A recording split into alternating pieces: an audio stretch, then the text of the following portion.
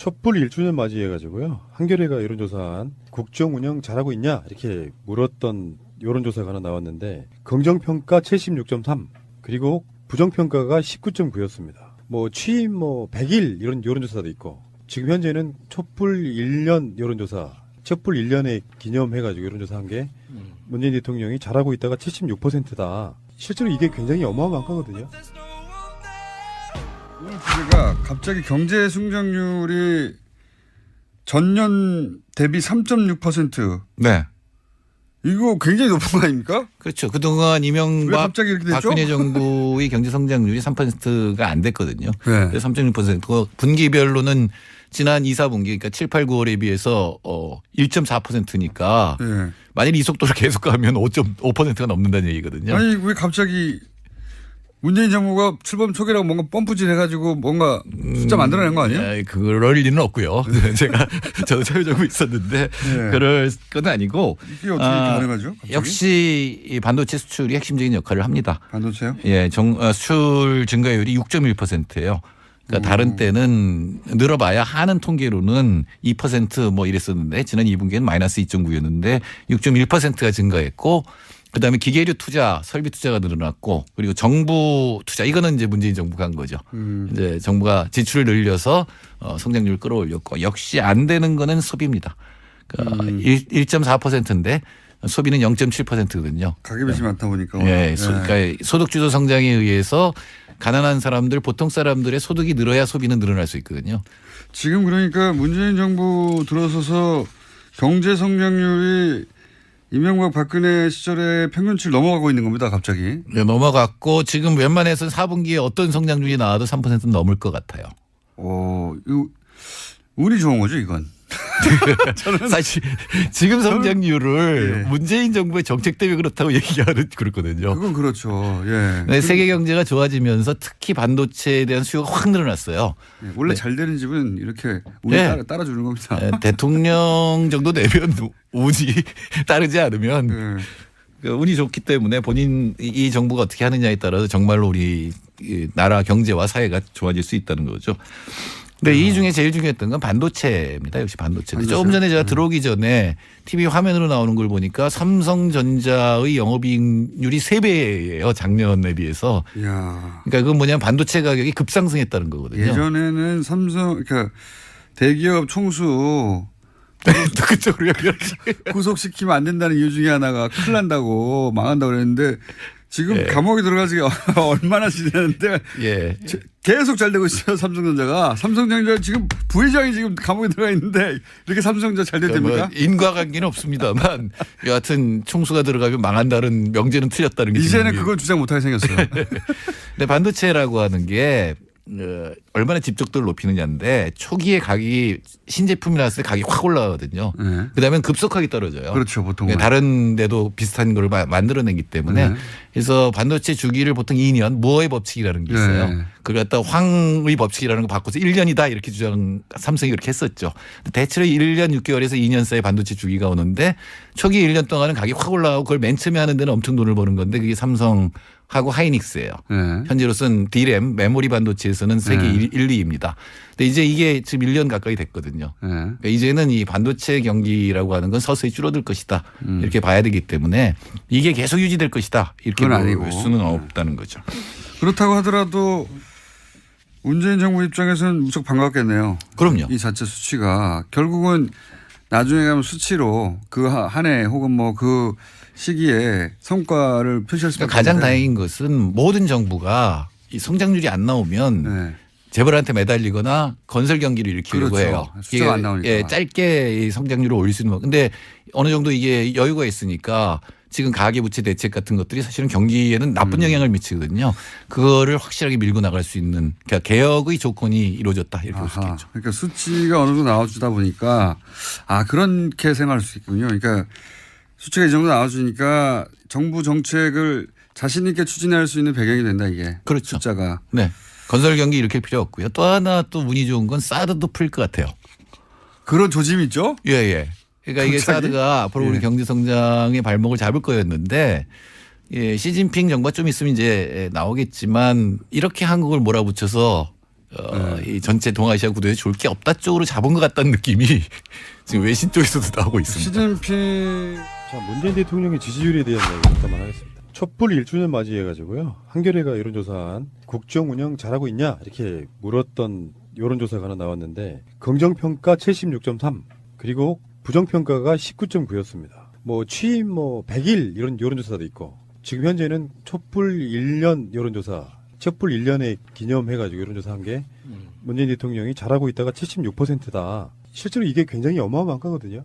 어떤 시기였냐면 지금까지는 대통령들이 취임을 하면 취임의 컨벤션 효과로 잘했으면 좋겠다라는 그런 방식으로 여론조사를 해서 그렇죠. 굉장히 많은 지지율이 처음에 나와요. 근데 그게 어떤 여러 가지 논란들이 섞이면서 2, 3개월 안에 대부분 빠집니다. 그래서 대통령 선거 때 득표율 정도로 이렇게 일단 가요. 그러다가 선거 하나가 있으면 그게 출렁하고 또 바뀌기도 하고 그러는데 문재인 대통령 지지율은 지금 거의 반년째 76%다. 4분의 3의 국민들은 문재인 대통령이 잘하고 있다고 느낀다. 이런 거거든요. 통계적으로는 압도적인 거의 몰표 수준인 거잖아요. 근데 재밌는 게 이게 중요해요. 지지의 확장성 이런 측면에서 문재인 대통령 지지했던 40% 넘는 분들이야. 그렇다 치고 나머지 분은 어디서 왔냐? 국민의당 안철수 후보 투표자의 63.9%, 바른정당 유승민 후보 투표자의 74.3%, 정의당 심상정 후보를 찍은 이의 94.5%가 문 대통령의 국정 운영에 긍정적인 의견을 냈습니다. 홍준표 찍은 사람들은요? 31%입니다. 심지어 32%가 홍준표 쪽에도 있어. 그러니 76% 지지율이 나오는 거죠. 바른정당 유승민 찍은 사람 중에 74.3%라는 것도 굉장히 눈에 띄네요. 워낙에 득표율이 낮아가지고 한 5, 6% 갖고는 어떻게 설명을 할 수 없는 방법이고 제가 봤을 때는 안철수가 20%를 찍은 사람이잖아요. 네. 안철수가 20% 득표를 얻었는데 그중에 63.9%가 찍고 있다는 것도 굉장히 놀라운 일입니다. 이거는 제가 봤을 때 나머지 안철수의 대통령 선거 때 표의 성향을 분석할 수 있다고 봐요. 그러니까 나머지 30몇 %의 사람들은 사실 보수 쪽에서 온 표들일 가능성이 되게 높다고 분석해 볼 수 있겠죠. 여기서 더 그 지지율이 높아지는 게 좋은 걸까요, 과연? 이게 정상적인 통계나 설문조사에서 80% 이상의 지지율이 나오는 게 과연 가능한 걸까 싶은 그런 의문도 드네요. 그건 이제 제가 봤을 때는 분석을 위한 분석이에요. 높아지면 좋지. 나쁠 게 하나도 없죠. 그렇죠. 지지율은 높을수록 좋은 거고요. 그래서 이 지지율을 보면서 제가 무슨 생각을 했냐면 이런 생각을 했어요. 우리 문재인 대통령을 아주 많이 사랑하는 우리 문재인 대통령 고유의 지지자분들 이분들에게 좀 당부를 드리고 싶은 거 한 말씀만 좀 드리겠습니다. 한 말씀 이상하면 안 돼요. 네. 끝. 문재인 대통령은 철저한 민주주의자거든요. 민주주의라는 것은 다양성을 인정하고 다름과 틀림을 구분할 줄 알아야 되고요. 그 다름에 대해서 나와 다른 의견을 갖고 있는 사람, 다른 사람, 정치적인 성향을 갖고 있는 사람, 이런 사람들에 대해서 그 간격을 좁히고자 굉장히 노력하는 그런 절차가 필요한 것이 민주주의고요. 그래서 우리 문재인 대통령을 사랑하는 많은 우리 고유의 지지자분들한테 당부를 드리고 싶은 것은 지금 이 여론조사 결과에 나온 것 같은 것을 자세히 보셔야 돼요. 문재인 대통령이 대통령 선거에서 41%의 지지율과 플러스 지금 35%의 지지율이 더해진 건데 이 지지율이 더해진 사람들은요. 문재인 대통령을 선거 기간에 지지하지 않았던 분들이에요. 이런 분들이 문재인 대통령이 정치 잘하네 라고 지지를 해주게 된 결과거든요. 지금. 그렇다고 봤을 때 문재인 대통령을 지지하는 사람들은 하나의 마음을 더 가져야 될 게 지지 더하기 포용의 정신입니다. 이 뒤늦게 합류한 홍준표를 지지했던 사람들 중에 30% 되는 사람들 포용해야 돼요. 그래야 문재인 대통령의 지지율이 80% 이상으로 올라갈 수가 있습니다. 정치에서 왜 지지율이 이게 중요하냐면은 우리는 이제 약간 좀 그런 이론을 갖고 있을 수 있다고 봐요. 지지율이 빠지면 좀 빠질 수도 있지 뭐. 근데 좋은 건 좋은 쪽으로 이용하고 나쁜 건 나쁜 쪽으로 이용하지 않는 게 문제거든요. 지지율이 높게 나온다고 하는 것은 그 메시지가 각 정치권뿐만 아니라 국민들한테 주는 메시지가 있는 거잖아요.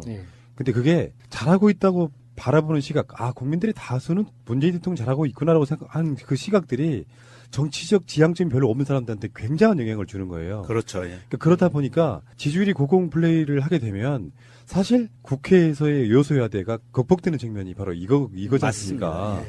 이런 측면에서는 촛불 1주년 여론조사가 주는 시사점이 굉장히 크다고 보는데 정당 지지율도 나왔거든요. 한번 읽어주실래요? 정당 지지도는 더불어민주당 47.2%, 자유한국당 10.3%, 정의당 7.7%, 바른정당 6.4%, 국민의당 6% 순이었고요.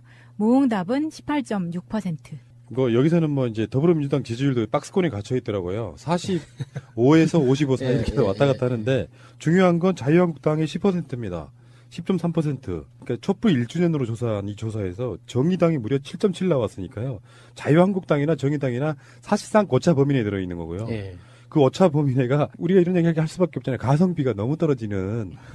자유한국당 입장에서는 정말 대책이 없는 거예요. 지금 뭐 최근에 홍준표가 당대표 되고 그러면서 막 역동적인 모습 좀 보여주려고 노력할 때 어떤 여론조사에서 20%까지 나온 걸 본 적은 있는데 다수의 여론조사에서는 15% 정도의 박스권에 머물고 있거든요.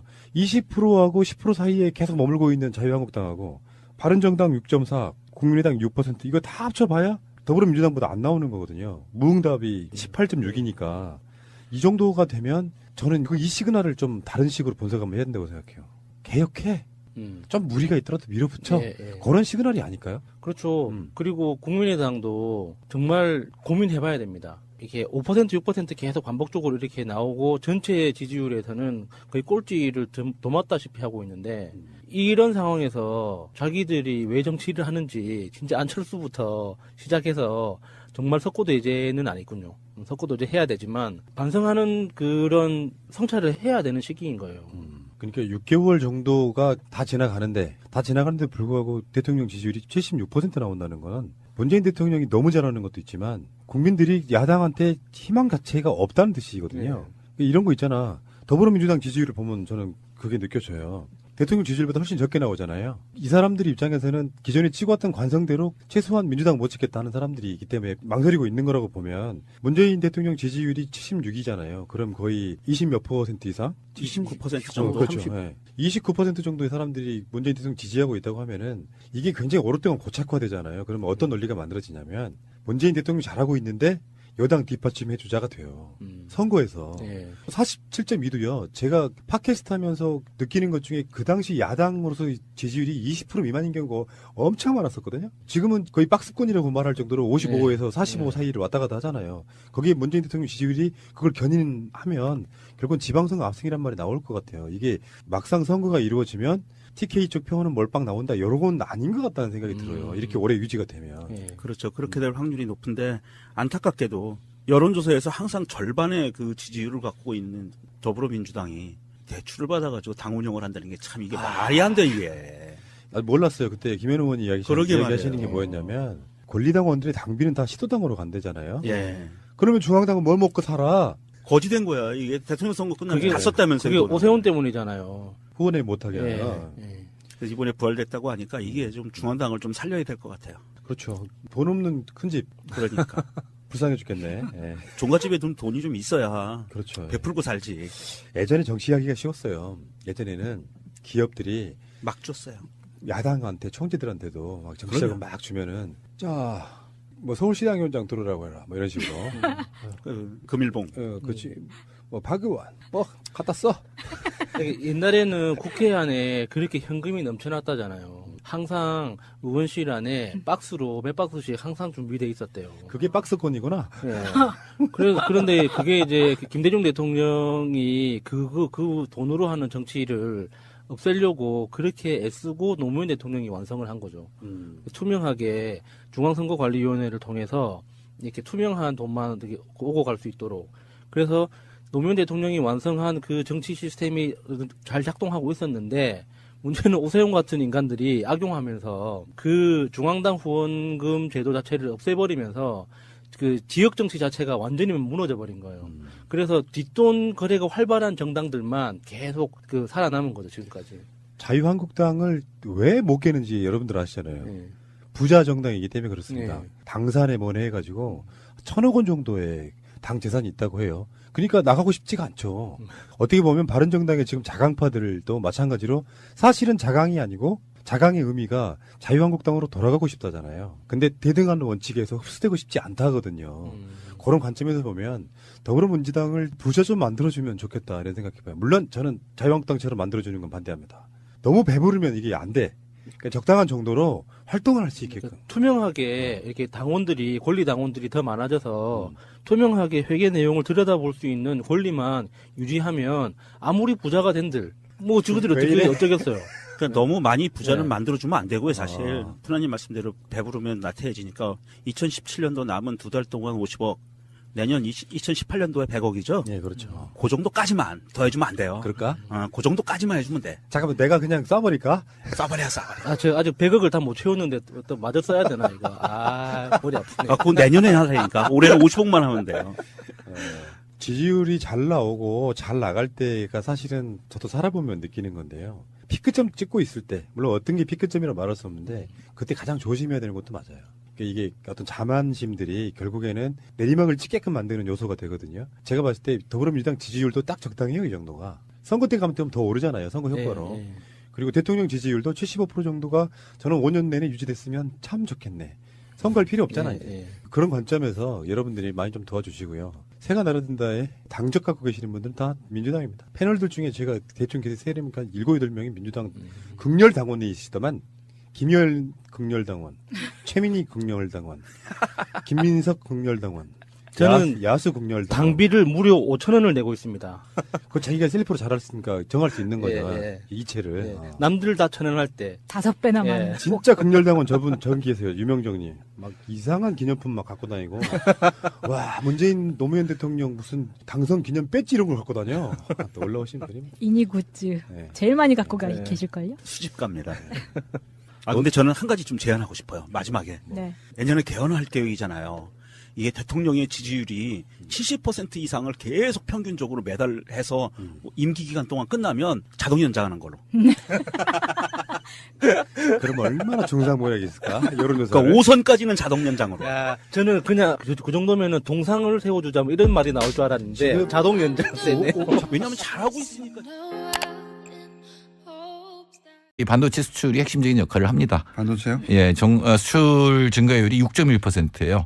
그러니까 다른 때는 늘어봐야 하는 통계로는 2% 뭐 이랬었는데 지난 2분기에는 마이너스 2.9였는데 6.1%가 증가했고 그다음에 기계류 투자, 설비 투자가 늘어났고 그리고 정부 투자 이거는 이제 문재인 정부가 한 거죠. 이제 정부가 지출을 늘려서 성장률을 끌어올렸고 역시 안 되는 거는 소비입니다. 그러니까 1.4%인데 소비는 0.7%거든요. 가계빚이 많다 보니까. 예, 그러니까 소득주도 성장에 의해서 가난한 사람들, 보통 사람들의 소득이 늘어야 소비는 늘어날 수 있거든요. 지금 그러니까 문재인 정부 들어서서 경제 성장률이 이명박 박근혜 시절에 평균치를 넘어가고 있는 겁니다. 갑자기. 네, 넘어갔고 지금 웬만해서 4분기에 어떤 성장률이 나와도 3%는 넘을 것 같아요. 이거 운이 좋은 거죠, 이건. 사실 지금 성장률을 예. 문재인 정부의 정책 때문에 그렇다고 얘기하는 그렇거든요. 그건 그렇죠. 예. 네, 세계 경제가 좋아지면서 특히 반도체에 대한 수요가 확 늘어났어요. 원래 네. 잘 촛불 1주년 맞이해가지고요. 한겨레가 여론조사한 국정 운영 잘하고 있냐 이렇게 물었던 여론조사가 하나 나왔는데 긍정평가 76.3 그리고 부정평가가 19.9였습니다. 뭐 취임 100일 이런 여론조사도 있고 지금 현재는 촛불 1년 여론조사 촛불 1년에 기념해가지고 여론조사 한 게 문재인 대통령이 잘하고 있다가 76%다. 실제로 이게 굉장히 어마어마한 거거든요. 오늘 주제가 갑자기 경제 성장률이 전년 대비 3.6%. 네. 이거 굉장히 높은 거 아닙니까? 그렇죠. 그동안 왜 이명박 갑자기 이렇게 됐죠? 박근혜 정부의 경제 성장률이 3%가 안 됐거든요. 네. 그래서 3.6%고 분기별로는 지난 2, 4분기 그러니까 7, 8, 9월에 비해서 1.4%니까 네. 만일 이 속도를 계속 가면 5.5%가 넘는다는 얘기거든요. 아니 왜 갑자기 문재인 정부가 출범 초기라고 뭔가 펌프질 해가지고 뭔가 숫자 만들어낸 거 아니에요? 그럴 리는 없고요. 저도 참여정부 있었는데 네. 그럴 건 아니고 이게 어떻게 가능하죠? 갑자기? 역시 이대는 집은 이렇게 운이 네. 따라주는 겁니다. 대통령 정도 내면 운이 따르지 않으면 네. 운이 좋기 때문에 본인 이 정부가 어떻게 하느냐에 따라서 정말로 우리 나라 경제와 사회가 좋아질 수 있다는 거죠. 근데 이 중에 제일 중요했던 건 반도체입니다. 역시 반도체. 조금 전에 제가 들어오기 전에 TV 화면으로 나오는 걸 보니까 삼성전자의 영업이익률이 3배예요. 작년에 비해서. 이야. 그러니까 그건 뭐냐면 반도체 가격이 급상승했다는 거거든요. 예전에는 삼성 그러니까 대기업 총수 또 그쪽으로 연결하지. 구속시키면 안 된다는 이유 중에 하나가 큰일 난다고 망한다고 그랬는데 지금 예. 감옥에 들어간 지가 얼마나 지났는데 예.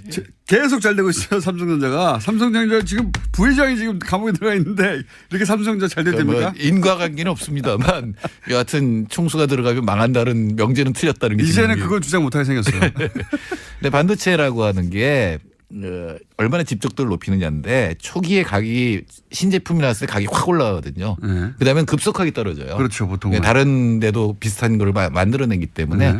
그래서 반도체 주기를 보통 2년 무어의 법칙이라는 게 있어요. 네. 그걸 갖다 황의 법칙이라는 거 바꿔서 1년이다 이렇게 삼성이 그렇게 했었죠. 대체로 1년 6개월에서 2년 사이 반도체 주기가 오는데 초기 1년 동안은 가격이 확 올라가고 그걸 맨 처음에 하는 데는 엄청 돈을 버는 건데 그게 삼성하고 하이닉스예요. 네. 현재로서는 D램 메모리 반도체에서는 세계 1, 2입니다. 근데 이제 이게 지금 1년 가까이 됐거든요. 네. 그러니까 이제는 이 반도체 경기라고 하는 건 서서히 줄어들 것이다. 이렇게 봐야 되기 때문에 이게 계속 유지될 것이다. 이렇게 그건 볼 아니고. 수는 없다는 거죠.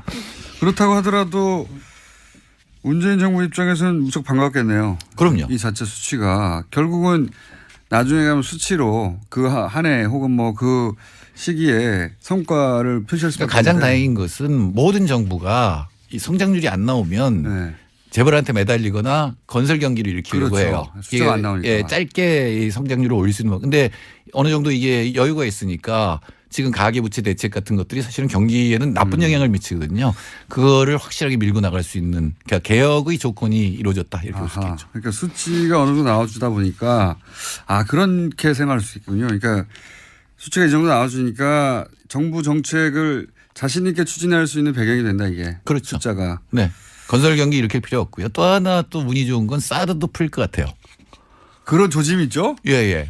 그러니까 이게 갑자기? 사드가 앞으로 우리 예. 경제 성장의 발목을 잡을 거였는데 예, 시진핑 정부가 좀 있으면 이제 나오겠지만 이렇게 한국을 몰아붙여서 이 전체 동아시아 구도에 좋을 게 없다 쪽으로 잡은 것 같다는 느낌이 지금 외신 쪽에서도 나오고 있습니다. 시진핑 자, 문재인 대통령의 지지율에 대한 이야기 잠깐만 하겠습니다. 촛불 1주년 맞이해가지고요. 한겨레가 여론조사한 국정 운영 잘하고 있냐 이렇게 물었던 여론조사가 하나 나왔는데 긍정평가 76.3 그리고 부정평가가 19.9였습니다.